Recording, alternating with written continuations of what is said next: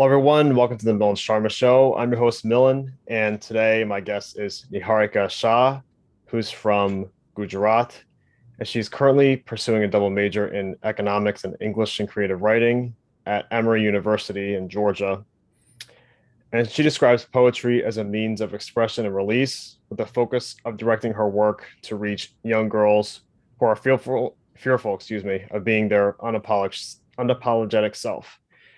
Plus, she is an author of a book which will be coming out soon, probably by the time this is published, called "Strawberries Under Skin," which will be published by the New Degree Press, in August. This book will be enjoyable for everyone, but most especially those in their late teenage years, early adulthood, and those transitioning between major phases in their lives. So, with that in mind, Niharika, welcome to the show. Thank you. Thank you for having me. I'm really happy to be here. Yeah, it's a pleasure to have you on. So obviously the first thing, because you're very interested in poetry, and my audience, we don't talk about poetry too much. I guess young people, in my opinion, don't seem to really talk about it too much. So I'm really glad to have a conversation about this. Hmm. And you're publishing your first book very soon, which is again is a very big feat as far as how young you are. Yeah, as you're 21, I believe 21, right? Right. Okay, cool. Just went hit a good guess there. So I just want to talk about the title of the book, which you titled "Strawberries Under Skin." And on your Medium page, you describe your reasoning behind strawberries being the central theme of your book. Hmm. As and this is one quote I found was like, feel the pores, its unsteady surface, and how the scarlet red stands out against the lush green. Hmm. And the more I thought about it, I was like, I kind of agree with that because red or fruits like oranges, blueberries, all that is almost too perfect. It's very round, it's smooth. There's not really anything too rough like about it. So as Hmm. far as that, it seems to make sense. But I'm curious, like, when did you think of a fruit to really fit your book? Because obviously there's so many other things you could do with that, but Hmm. you thought of the strawberries as your title. So I'm just curious, like, when did you really come up with that uh title, that word?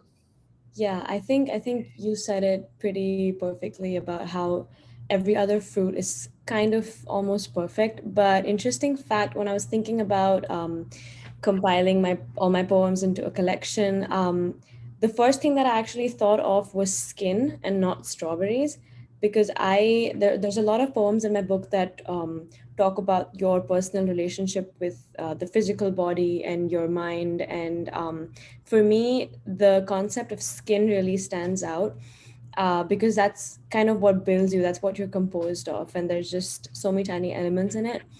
And then, excuse me, I uh, I ended up writing a poem which actually features in the collection called Pink Strawberry Milk. And when I was thinking about the metaphor and what a strawberry could represent in terms of its color and its freshness, and it immediately brought the heart into my head. Like I could picture a heart and a strawberry and almost see one thing.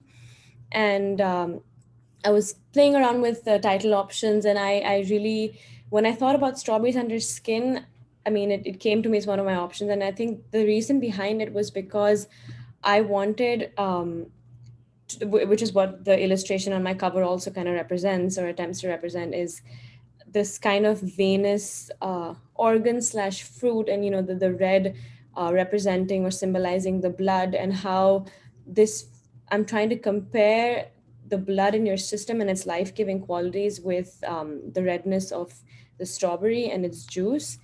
And I just think all of these qualities of color and life, and the delicacy and the intimacy that the fruit represents, it just really just brought together all of the themes that my book talks about.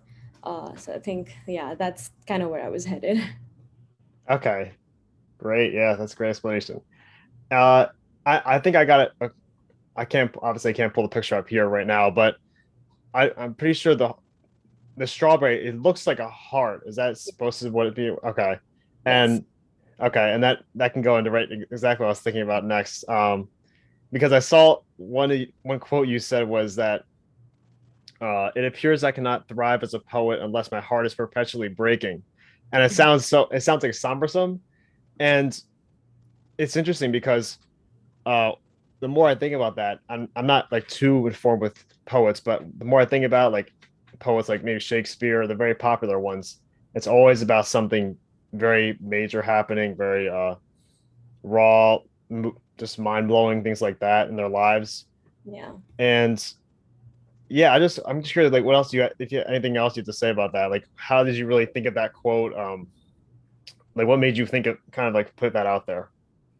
Yeah, I think that quote is in a poem called Breeding Ground, and it came to me while I was thinking about, because honestly, one of the things that my friends and family has always they've always attacked me on is the fact that all my poems stem from this feeling of loss and the loss of love or heartbreak. And I think that's where I get most of my inspiration from. And so a lot of it tends to be very heavy and like intense. And so it's really just that when I think about what it takes to be a good poet for me, I feel like my best poems come through when I'm sad. And so I can't, be the poet that I want to be unless my heart is perpetually breaking. And I think that's what that poem was talking about in terms of where is your breeding ground. There are, where do you thrive, what kind of environment do you thrive in. Mosquitoes or insects thrive in cold, damp environments. As a poet, where what is that environment for you?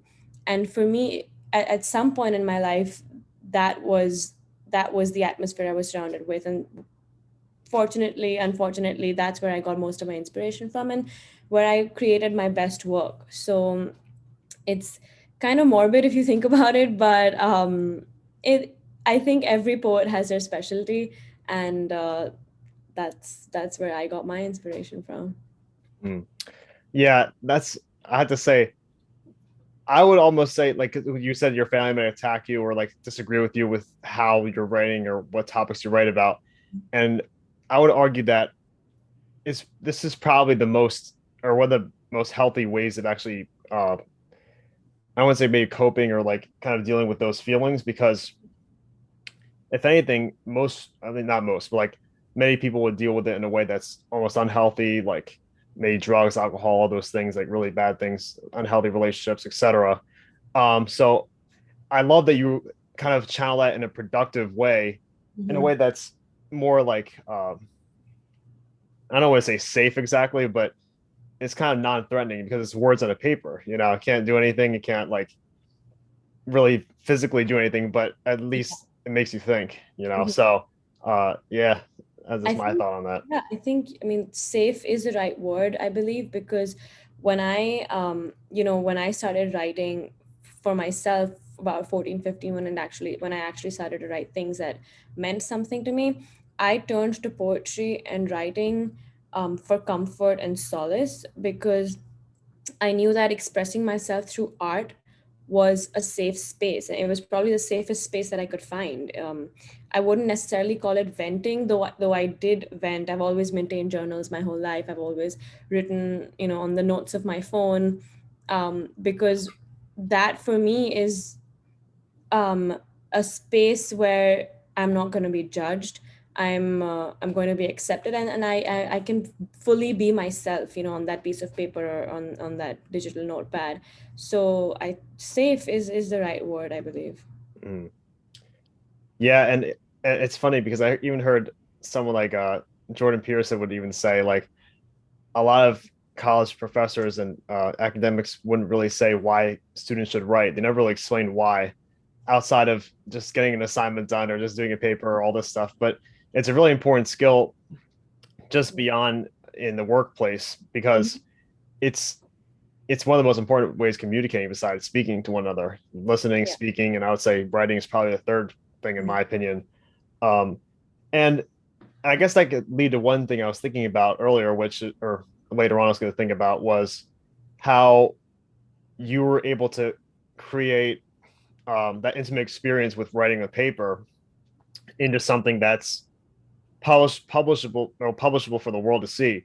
And I'm curious what really, first of all, I guess guided you to really do that, Mm-hmm. um, outside of kind of making that more public. Mm-hmm. Like what really, like how did you really decide, like, yeah, this is what I want to do?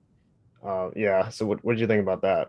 I think as I've been writing for like as long as I can remember, and I always had this dream to at some point when I'm good and when I'm worthy, I wanted the whole world to read me.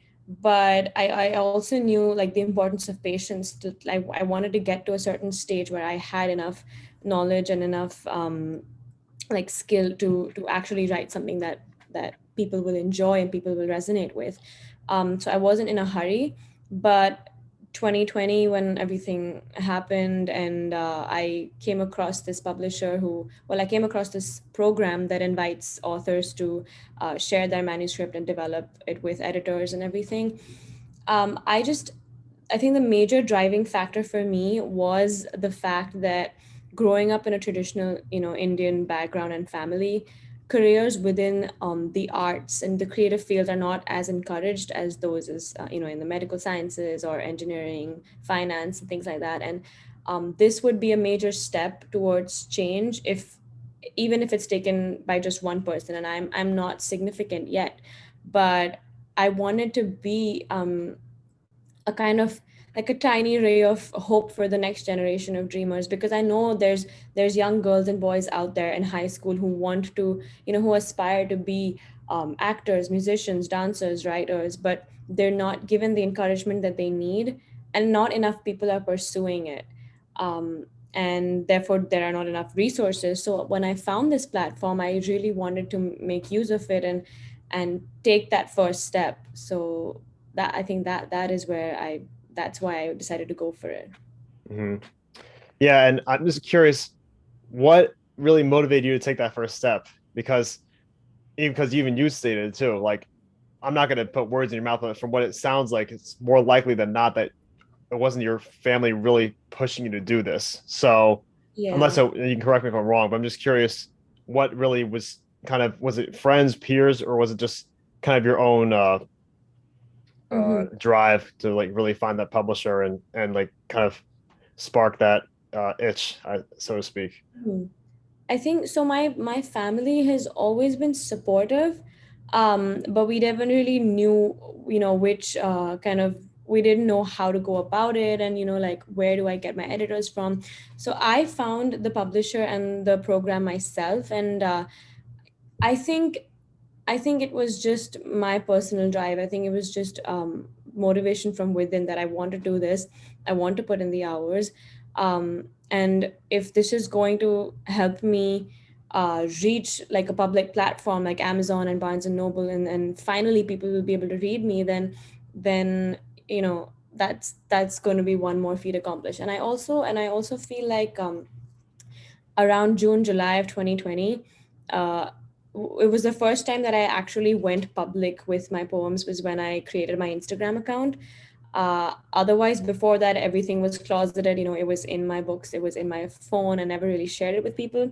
But a couple close friends told me to start putting it up on Instagram. And the kind of appreciation I received from not only my social circle, but even beyond that was so heartwarming, and it was so encouraging that I felt like if this one person who's never spoken to me before but is suddenly sending me a message like, oh my god, I really like felt your words in my bones. And I mean, that was just such a gratifying feeling that I was like, I need to get better and I want more people to read it.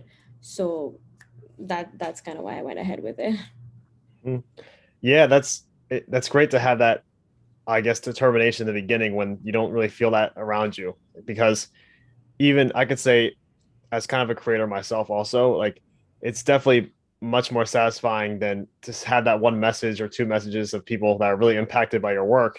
Yeah. Because even the some people I follow that are more famous now, as far as either YouTube or anything Mhm. else, they always say like this is the reason why they do it, because of men, women, whoever, like sending them this Yeah. this work really helped me in life, and furthermore. Yeah. um, which is awesome to have that impact. Mm-hmm. Yeah, and I would say, as far as social media, I truly believe that the positives of social media is not really advocated enough because, Mm-hmm. and we could talk about that too, because I would say these kinds of things, it's always the negative aspects, which there is definitely negative aspects as far as anxiety, like fear of missing out, all that stuff. Yeah.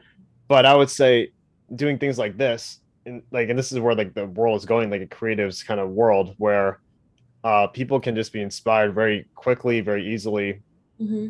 and I don't believe that people take advantage of it as much. Like, I'm glad you're taking advantage of it. That's awesome.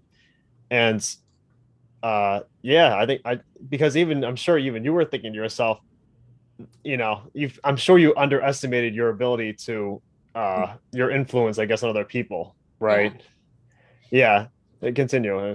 I think I really did not believe that, you know, I didn't understand what kind of impact I could create or I could have on other people just by launching a page, because there's so many people, there's like millions of people, in a particular community on Instagram. There's artists, there's musicians, there's writers, and I felt like, okay, I'm just one person, how much could I even do? But then that was when I realized that as I developed my page, the power of social media. I mean, just the algorithms and everything, the way the entire system works. I've been able to join so many communities. I've been able to meet people from different parts of the world, talk about my accomplishments, talk about my, ambitions. And I've even, I've met people with the same kind of goals and dreams as I have. And I think it's been such a great networking platform. And we've seen so many, like you said, content creators and influencers rise to fame and build careers out of social media. And I really feel like if there are, young girls and boys trying to, create an audience or like reach more people, you have to, I mean, I would really, really recommend starting a page or using Instagram, Facebook, Twitter, all of these things, because it's highly underrated for content creators, for artists especially. Mhm. Yes, true. And I'd also say, even like creating that social media, so many people, at least from what I've seen, so many people don't start at all or Yeah. are reluctant to start because they see somebody, they're very popular people. And not only do they say, oh, like they're really popular, I'll never stand out, but Mhm. they would never even be able to compete with them in any level. And I would say, I'd argue that yes, there is competitors, but in a way, it's you're just contributing to a huge pool of meaning, in my opinion, where there's so Exactly. many different artists, contributors, and you're just a part of that, and you just see where it goes, and Mhm. you enjoy the process of it. And how great is it to contribute to that pool? Because there have been days when when I was running low on inspiration, I didn't write for months. But then I just reach out to a couple of people. I just log into my, on my to my feed, and there would be prompts, poetry prompts provided by different authors and writers, or there'd be workshops online, or live Instagram readings. And there's just so much inspiration there, creative inspiration in every corner. You can't go wrong with it. Right. And also there's no excuse to not learn more either, too, Yeah. from what you see. Because like there's so many things you could find, especially if for someone like a college student who like doesn't have as much funding as Mhm. other adults would have. There's so many like affordable, free advice, things like that. And even people that are really on the top, they use a lot of times I've noticed they create videos to help you, like how do you make a better show, how do you write better poetry, like things like that. Mhm. And it's very invaluable because I know if I were in that place, I would do the same thing. And I'm sure you would probably do the same thing also to help Mhm. future boys and girls Yeah. in poetry, things like that. Mhm. And it's free. Like that's the best Right. part. Like anybody can get access to all of this knowledge and information. And I mean, you have to make sure you have to kind of do like a fact check, but it's literally for free. So there is no better way to start. I feel like that should be your starting point, and then you kind of grow from there. Then you reach out to bigger organizations and representatives and things like that. Right. Right. And I think so many people get tied up in that, the second thing you said, where they want to get in that big organizational part, but I'm sure like just starting off is the road to get there if you want to get there, in my opinion. Yeah. Just like starting off because so many people would spend, at least from what I've seen, I wouldn't say everybody, but a lot of people spend uh, a lot of things, a lot of money and time on things that aren't as incremental to their growth as far as the hobbies they want and things like that. Mm-hmm. Where things like what you're doing, it's more so it's helping you and it's not really. I guess there's always a time for something, a time not for something, but it's not Mm-hmm. really inhibiting you. In fact, it's helping you. And I'm sure you've noticed that your poetry has probably helped you beyond the actual art of that. That's what's beautiful about art and things like that. Because I'm sure, like, I'd love to ask you, like, how has poetry really magnified your life in ways outside of that? Like, has it cleared your mind in any way? Has it helped you focus when things get turbulent? Like anything like that? I think poetry for me has always been that thing that I turn to when things get turbulent and when I need life to make more sense, because there's always so many fleeting thoughts in your head. And when I am able to put pen to paper and like put them down in a structured format and actually, go through layers of revision and editing, and then once I'm done with like the final product, I like that is what makes me feel good. That for me is the feel good factor, that I've done something. I've taken all of these fleeting thoughts and actually turned it into art. And I think it's that feeling is kind of underrated, or not talked about, because I always wonder what other people do, who are not writers, who, I mean, they have their own forms of expression, but like, what do you do to, like you said, coping mechanism is not the right thing, but sort of to let go, and then as a form of release, so I think that for me has always been there. And I mean, I think more than that, like more than just the emotional and artistic like side of it, when I started working on my Instagram page, like, because of there, I feel like Instagram is more of a self-learning mechanism, at least when you start like a business on it. You learn so much about marketing and promotion. There's all of those insights that you can see. You can obviously, there's paid promotions and advertisements, but you learn so much about how to market your product better. There's all of these aesthetics that are involved. You have to make it look good. You have to make your captions catchy. You have to, grasp the attention of your audience. So it's taught me a lot, and I'm really grateful for it. I'm thankful that I started this journey, and I would really recommend that um, other artists who want to grow really use this platform. Yeah, I definitely because uh, as someone who's in the communication field, strategic communication more specifically, Mhm.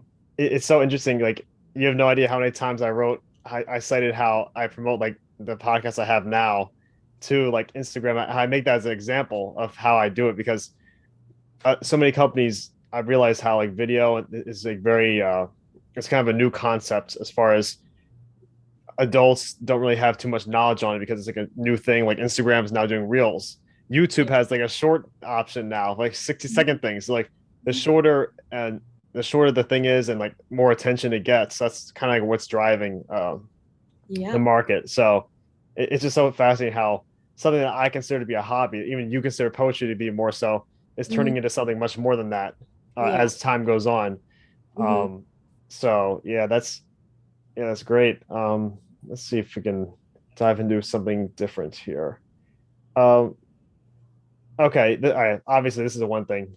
We might have talked about this a little bit, but you were saying how you wanted this book to be directed specifically to young girls who are fearful of being their unapologetic self. Hmm.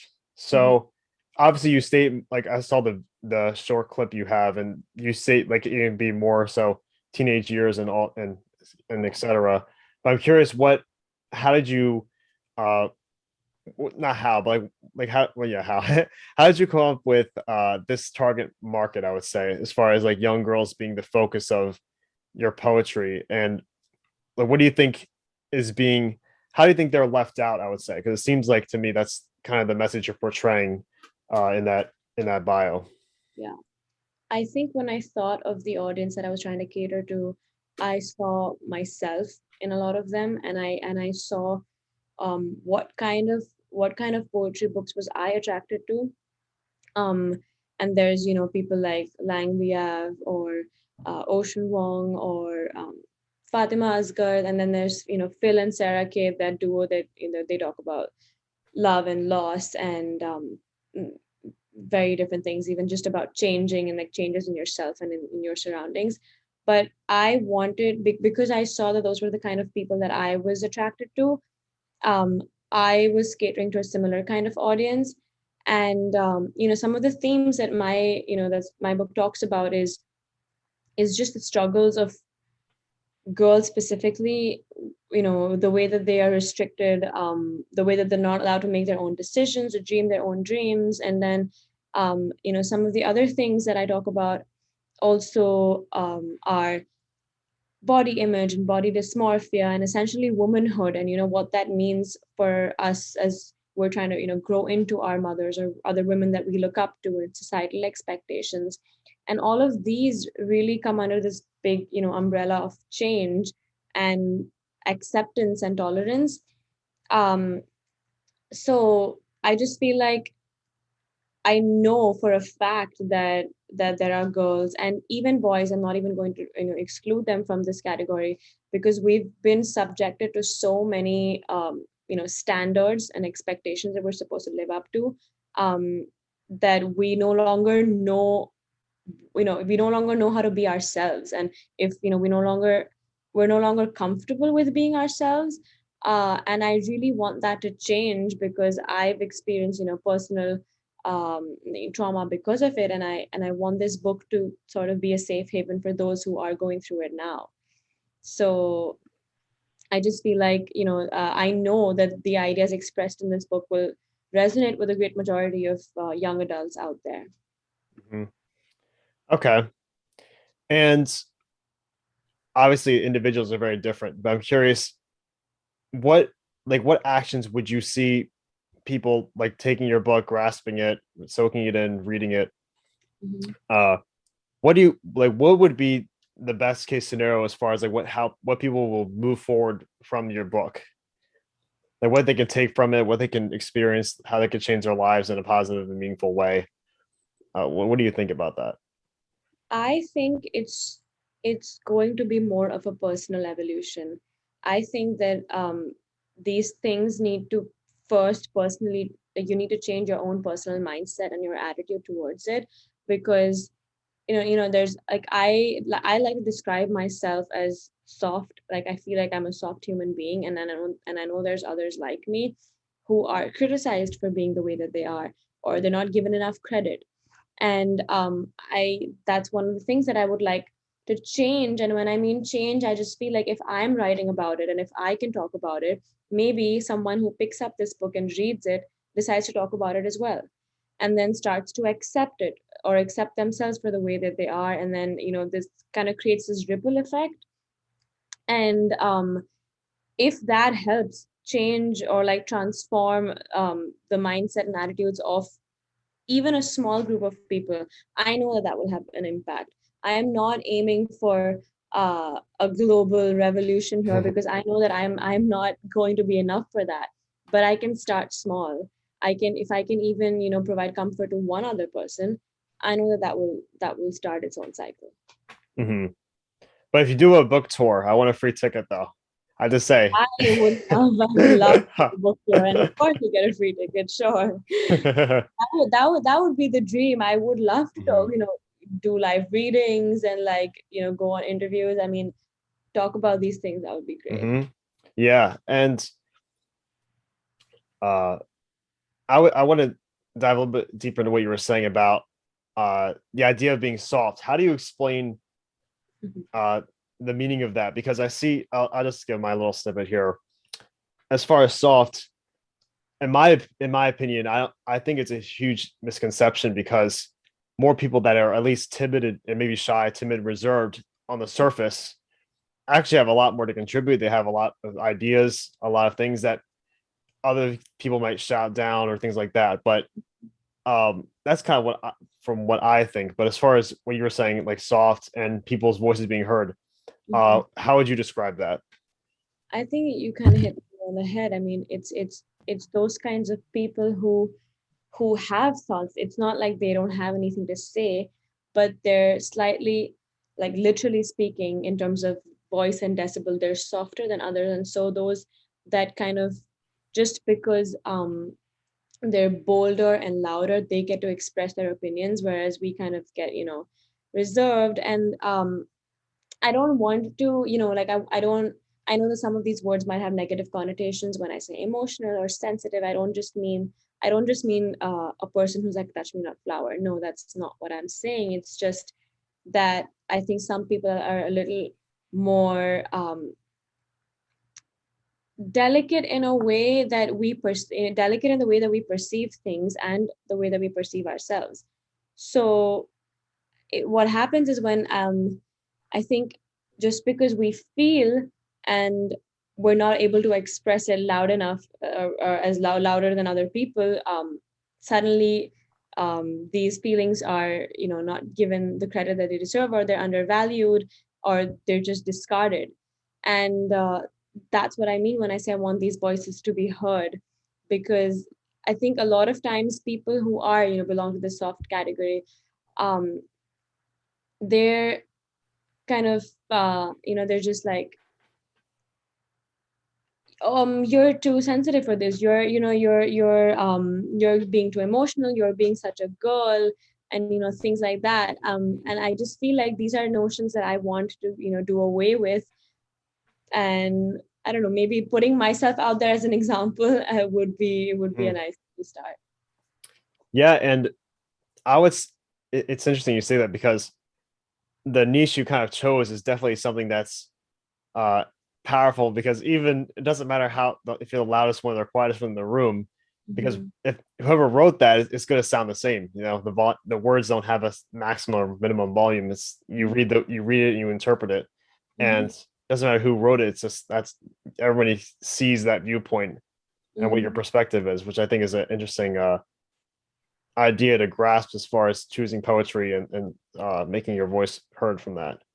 And yeah, and I also feel like softness for the long time has been perceived as a weakness, whereas like that's exactly what I want to say. Like, I mean, I think being soft is a strength because it gives you an edge, because you're able to understand things on a deeper level, and you're able to be so passionate about things that, if something hurts you, and you're able to communicate the fact that you're able to communicate well, and not just kind of like go with this attitude of I'm harsh and I'm stone cold and I can deal with it, where and then you end up bottling things up inside. I mean, that's not healthy. So I really want, other people to also start seeing softness as a strength and not a weakness. Right. This concept you're describing kind of reminds me of one book I've been reading, and it talks about conversations and two ways, like two unhealthy, both equally unhealthy ways of dealing with hard conversations. And basically, if two people are in dialogue with each other and they disagree, there's two responses, and one is like violence and silence, and Mm-hmm. and silence is one that's the majority of people know, which is basically kind of what you said. If someone's like, there's confrontation, they kind of get reserved, they put their head down, they just kind of stop what they're doing, almost like just kind of like freeze time and just like don't do anything. And then the other side of it, which is not talked about too much, is the violence side, and that's more so when someone kind of like insults and throw and yells and kind of is very argumentative, and that's again, that's not really helping as far as dialogue and the pool of meaning either. So that's that's a great way to look at it as far as soft, um, because I never really heard of it that way before.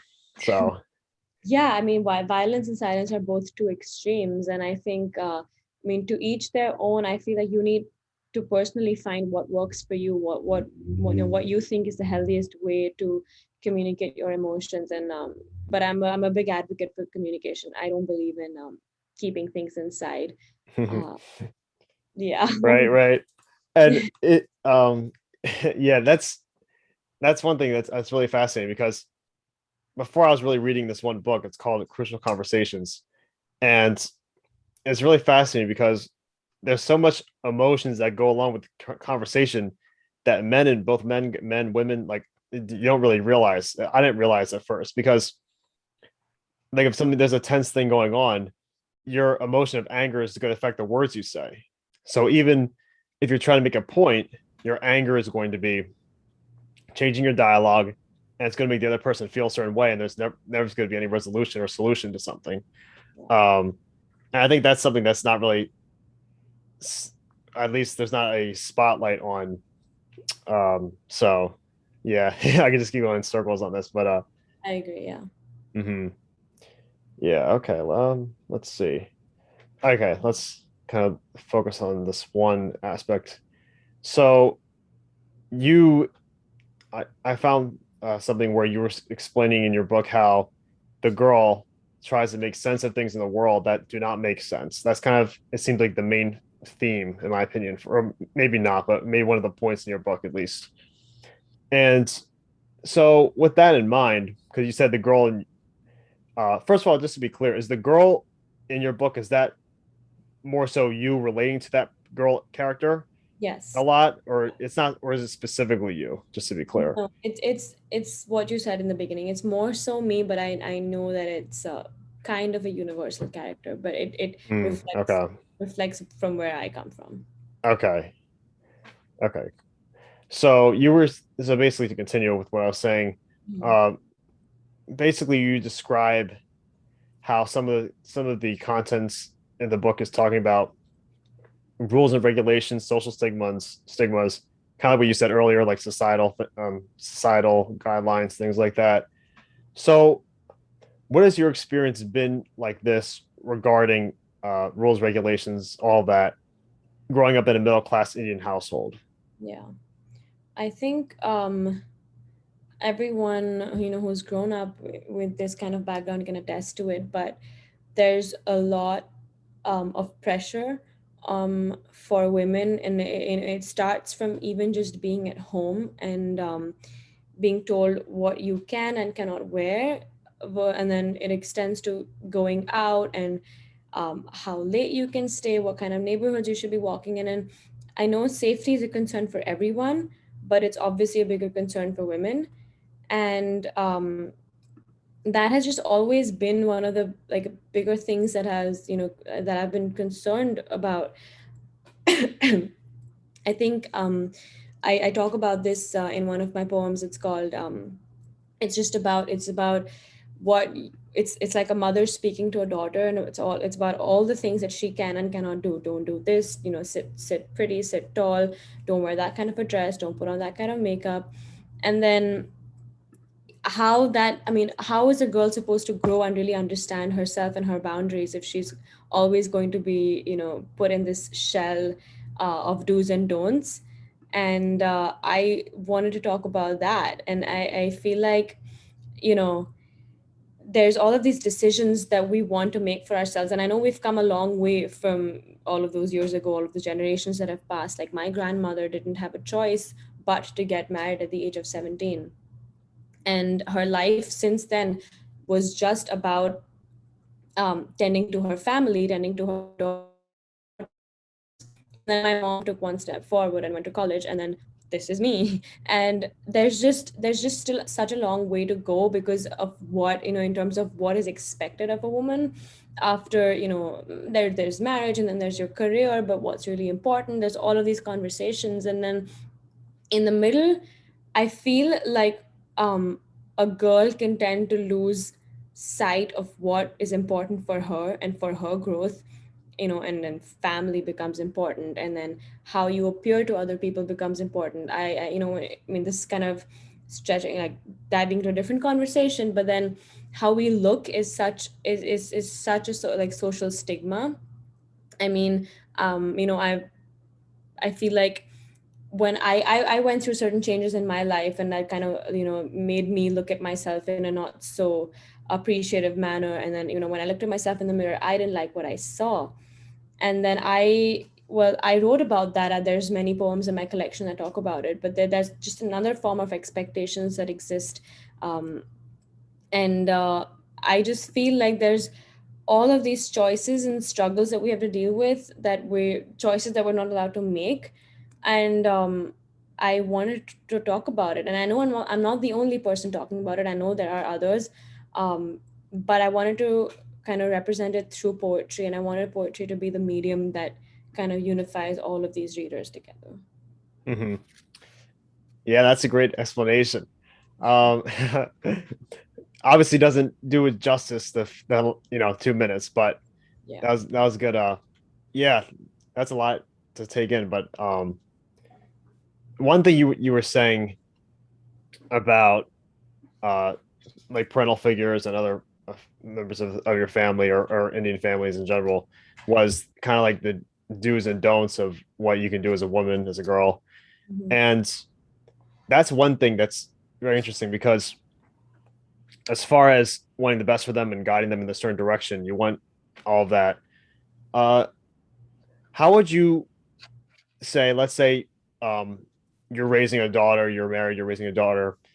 How would you, what would you how would you kind of guide your daughter in that journey, as far as feeling like you're setting a certain standard, you're setting a certain boundaries for her, but when Hmm. she reaches that age where she needs to be more kind of, I don't want to say independent, because there's always family will always be around, but as far as making decisions for herself, Hmm. and you become less involved in her life when she gets older, what guidelines kind of would you take to kind of promote that growth? Yeah, I think that's like a really good question. It's an important question I ask myself all the time. But because, so the thing is, I understand that, all of these, it's not like, it's not like my family's out to get me. I know that all of this stems from a place of concern, you know, all like the safety and everything comes from a place of concern, because they don't want, anything bad to happen to me or any other girl out there. Um, but that's kind of clouded most of their judgment, and I don't just mean my parents. I think I mean people of older generations. It's kind of clouded their judgment, because what was normal for them, what was the norm for them, is no longer the norm now. And we're smarter, we're able to handle ourselves better.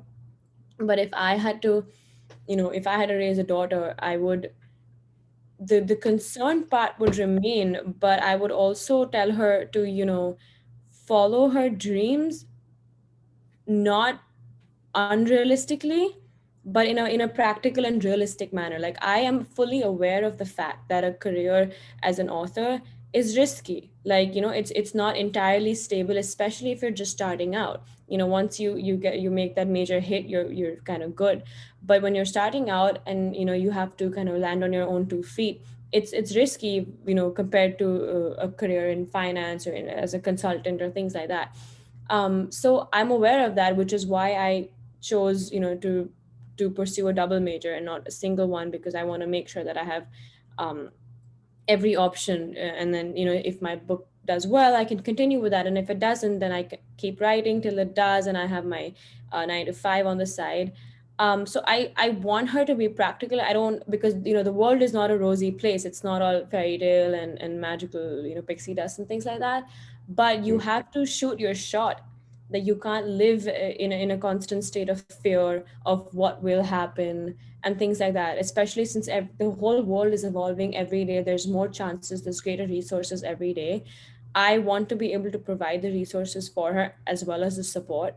But I definitely feel like you have to shoot your shot. You have to aim for the stars. And if it happens, it happens. If it doesn't, then you go for your plan B or your next route. I just don't want anyone to feel like they don't have enough options, because in today's generation there are way too many options. Right. Yeah, and that's one common theme with entrepreneurship, and something an internship that I'm taking right now.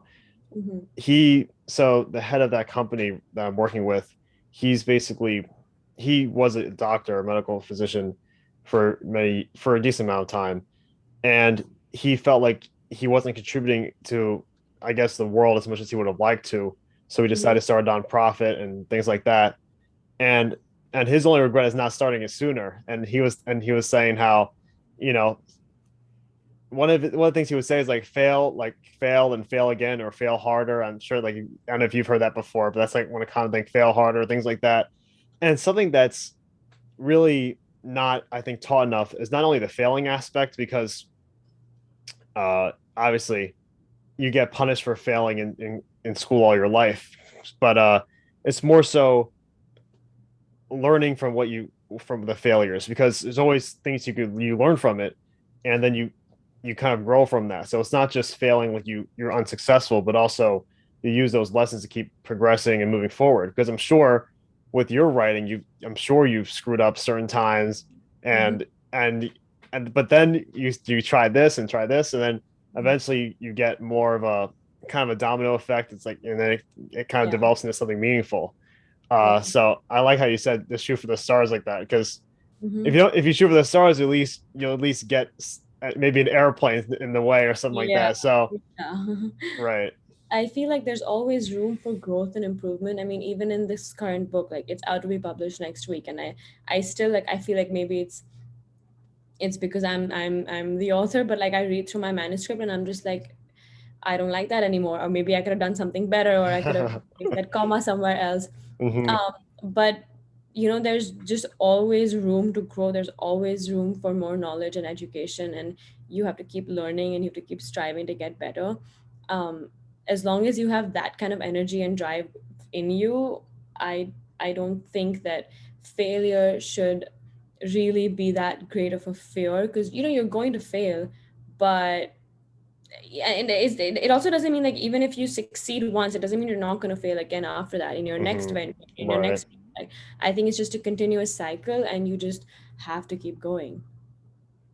Yeah, and I think it was Foster said something like that too. Like the genius, like I forget his name, but basically like a genius is a genius because they know they know there's so much they don't know. Kind of like there's so much Yeah, out there that they don't know. So exactly. that's why you have to humble yourself and say, I'm not like a smart guy and the smartest guy. Like there's so much more I can know.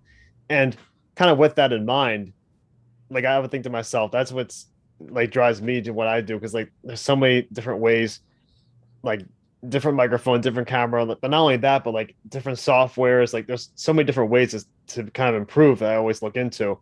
Yeah. And even with technology, like there's gonna be something big in the next couple of years. Like reels won't be the thing that's trending now. It'll be something different, and you'll have to adapt to that. You'll have to adapt your work to that to Hmm. to kind of spread your message as far as and wide as possible. Yeah, Um, absolutely. so yeah, that's definitely one point there. Yeah, I agree. And let me see here.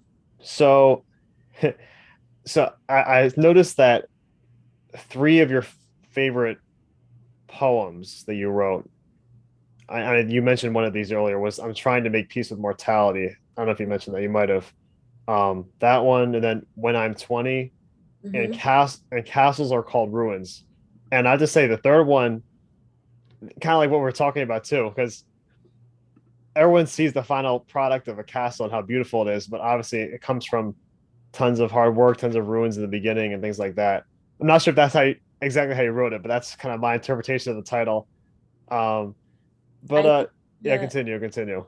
yeah, I feel like Castles Are Also Called Ruins is one of my favorites from the collection, and it's really tiny. It's probably one of the shortest poems in the book. But I just like that's exactly what you said. I mean, castles have come from tons of hard work, and also the idea that someday when when we go to visit all of those castles in Scotland, they're ruined now. There's just like Mm, all of these boulders and remains of what the castles were, and now they're called ruins, which is pretty ironic because something that was so beautiful and so magnificent a few years ago is now just like a barren wall. And the main theme of that poem is actually talking about disintegration, and how something so beautiful has also disintegrated into something that's not anymore. It's kind of now depends on how you want to see it. Do you still see it as beautiful, or do you not? mm. That's what it talks Okay. about.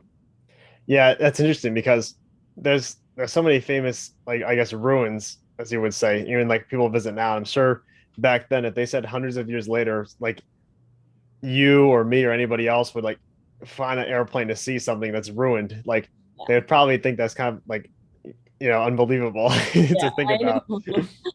Yeah. But I think that's the beauty of change and growth and, years and years of evolution. There's going to be a time when all of these things that we see now, cease to exist, or maybe, they're completely like Mm. in shambles. And then I think that's what history does, and I'm so glad we get to study it, because I think history is a really fascinating subject. There's just so many stories to tell, and so many that we haven't even heard of yet. But I think that's the beauty of it. Yeah, and just because you mentioned history, and it's so interesting with history because one book I read a while ago basically was saying how after a certain amount of years, there's always like some sort of big event. So it's like every like 45 years or something, or 80 years. And this one author, he died before 2020, but he was saying like he was writing a book and he was saying like 2020 would be the year X, Y, and Z, and then the virus happened, and all these things. It's just crazy how Hmm. history kind of repeated itself in that fashion. And Yeah. um it's odd because you can't do anything about it almost, because it's not, something will happen. Like if 2019, if you knew something will happen, you can't really you don't know what you're going to do. Like something's going Yeah, to happen, you just have to prepare for, well, for the worst. I um know. And I feel like no matter how much you think you're preparing for it, I mean, it's you don't exactly know what's going to happen. So no mhm. amount of preparation is ever going to be enough. The world will just, nature will take its course. Right, right. Yeah. And okay, let me see.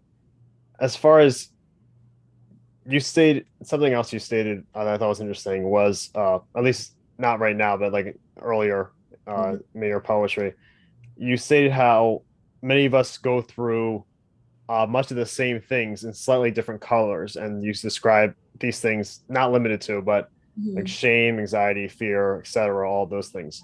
um as far as that is the case, I like how you put it like that, because obviously you want as many people to see your book when it comes out, not just young women. You want everybody to get a piece of it, understand it, use it to uplift their lives. So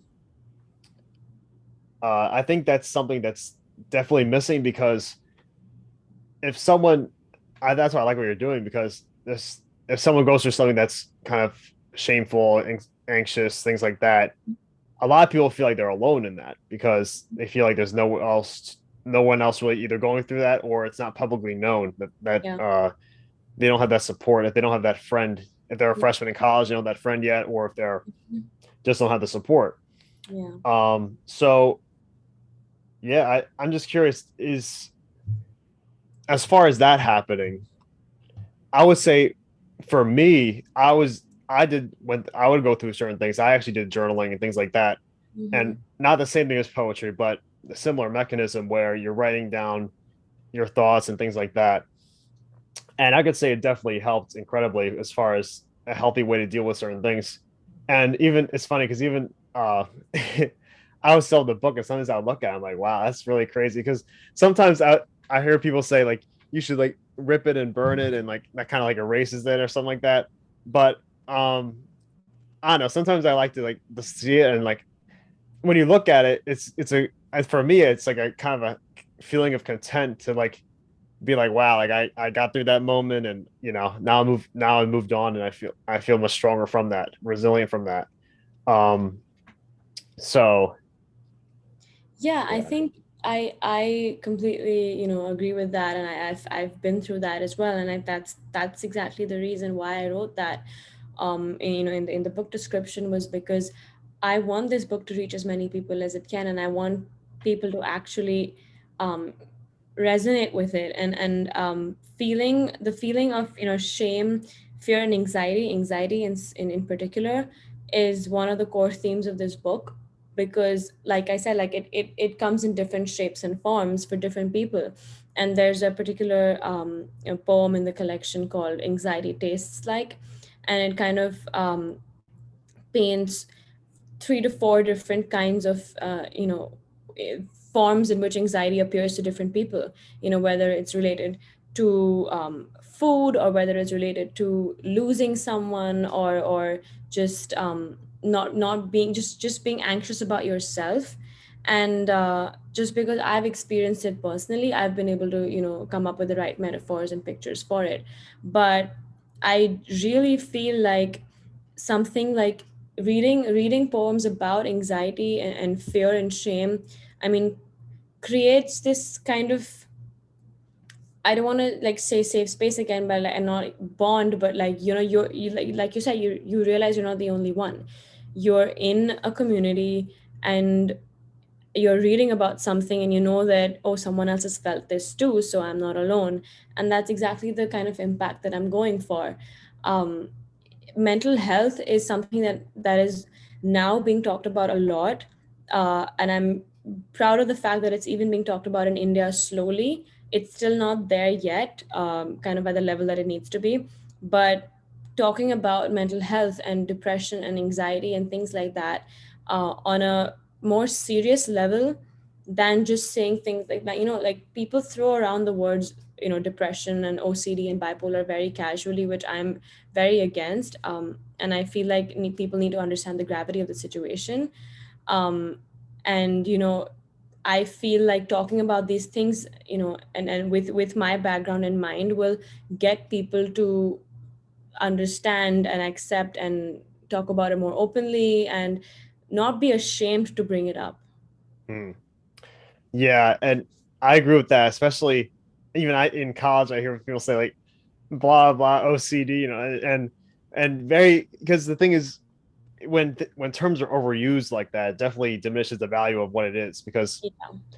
if someone's like, "Oh, I'm depressed because my favorite food is not being served today," like things Yeah. like that, it does a huge disservice to the issue at hand because you don't know Mhm. who if someone's like actually going through something or not. Like if you hear it thrown around a lot, it's just like, oh, it's just a short term thing when it could be a long term thing for somebody else. Exactly. Yeah, and I So, really think we all need to be a little more sensitive about that. We're getting there. I think we're taking baby steps, but the more people talk about it, the more it's going to, be in the spotlight. mm-hmm, right. Um, yeah, and as far as I'm not sure if you really mentioned this specifically, but you were saying your book is you want to talk about your like traditional family. Is that kind of what you were saying, or your traditional background, so to Well, speak? I think it comes from, like I said, the speaker in the book. Every time the word is mentioned, I, that personal pronoun relates to me slash the girl that I'm trying to talk about, the lens that this book is taking. I think it speaks from that perspective, and since I am the narrator or the writer, it a lot of it comes from my traditional Indian background. Hmm. Okay. And I'm sure that the things you talk about, everybody will relate to too. But Yes, and I yeah. feel like it's not just my country, and because when I say Indian background, it's just to give people context that, because we come from a predominantly conservative society, but there are others in the world who have probably gone through the same thing in milder slash, heavier forms. But I mean, this is just to give context of who I am and where I'm coming from. Hmm. And I mean, I want my readers to know me and to get to know me for exactly who I am. And I feel like reading through the experiences that I've talked about in this book will paint like the picture that I need to paint. Hmm. Yeah, and I really, it's good that you're doing something like this because I always try to tell as many people as possible how uh, they be more the producer rather than the consumer of things because there's so many uh, people our age, older than us, even younger than us. I mean, younger than me for sure, that are like always consuming something over and over again. And consuming, I don't mean it can be an unhealthy thing all the time. As far as like reading something, of course, it can be a good thing, but at the same time, so many people aren't producing their own content. And I don't know about you, but when I'm using social media and I can like share something that I created, I'm like that's pretty cool, because so many people share other things on their story and stuff, and like and they didn't, when you do it yourself, it's like wow, like that's cool that I can post that something like that. So I think it's great to do that and to spread that awareness and just like create more because I think too many people kind of uh I guess they throw themselves under the bus too much, and I think they think like very powerful people in around the world like they could do it, but like I can't, which is definitely a Yeah. fallacy in my opinion. Hmm. Um, so, but Yeah. yeah, I continue. What were you gonna say? I think a lot of us suffer from the imposter syndrome, like just that feeling of not being good enough. And I mean, I've been through it. Sometimes I still feel like I am, just because, like you said, there's just so many established individuals out there. You feel like you're just starting off and like you're like a nobody. Um, but I just feel like even if you have the imposter syndrome, I don't think you should. I think you should use that, and turn it into something positive, turn it into motivation to get better and do better and get to the level that you want to get at, instead of letting it hinder your process and letting it kind of act as an obstacle and actually discouraging you from continuing the journey. Because if you get discouraged, then I mean, you've come this far, and then what sense does it make to kind of take one step back? A lot of people do suffer from like this feeling of not being good enough, but I just feel like if you feel like you're not good enough, um, talk to people about it. Constructive criticism is always a good thing. I mean, it's never a bad thing to listen to people telling you how you can get better, but then also have some faith in yourself. Believe in yourself, if you're trying to do something, and if you feel like you're doing something for the greater good, and it makes you happy, then there's literally nothing stopping you. I feel like you should just keep going. Hmm. Yeah, and I think learning new skills, in my opinion, is probably like one of the best ways to kind of, I guess I don't want to say combat imposter syndrome because I think, like you said, it's kind of one of those things where, as an adolescent and someone going through like those stages from adolescence to early adulthood, it's much more prominent where like you still don't really know how to make your mark in the world yet, and obviously as young people we probably still have a lot to learn also, but uh yeah, I think it's definitely something that comes and goes in my opinion, and kind of learning skills and learning new things Hmm. where a few years ago, like I would be kind of surprised, like how does this person do X, Y, and Z that I'm doing now? And I'm like, wow, that's cool. So like, it's always good to take a step back and even Hmm. just see the work you've done, because then Hmm. you're your harshest critic most Yeah. of the time, yourself. So it's always important to take a look at that, and kind of step back and enjoy the process. Yeah. Don't look at the follower count every 1 minute, because that's always an easy thing to do, Yeah. where it's like, oh, this isn't happening, like I don't want to do, I want to, then you get discouraged like that, like you were saying, Hmm.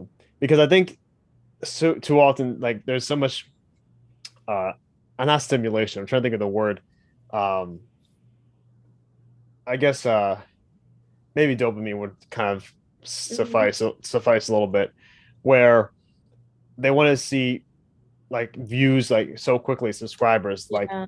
Yeah. um either likes or comments so quickly, because people, they follow certain individuals that are successful and they get that, and Hmm. rightfully so, they earn that through hard work and product making and all that stuff, Yeah. but at the same time you have to like enjoy what you're doing. If like I would, because I would make the argument that like whatever I'm doing, I'll enjoy the same way if it's still zero. If there's still zero followers, like I want to improve this Yeah. product, and I'm sure you probably feel this in a similar way, because if you didn't, then you wouldn't continue what you're doing anyway, because you don't know the people that are buying your book, and if you're just doing it for them and not yourself, then it's Exactly. hard to find a point in that.